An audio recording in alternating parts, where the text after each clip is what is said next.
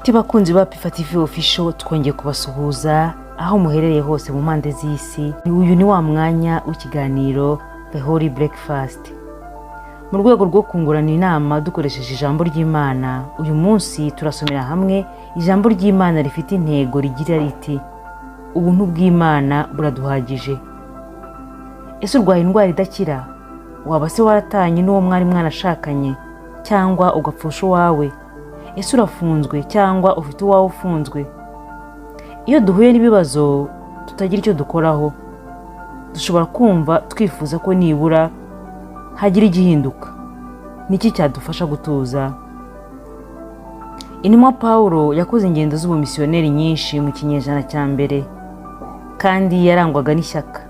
Ariko igihe yafatwaga agafungwa arengana, ingendo ze zahise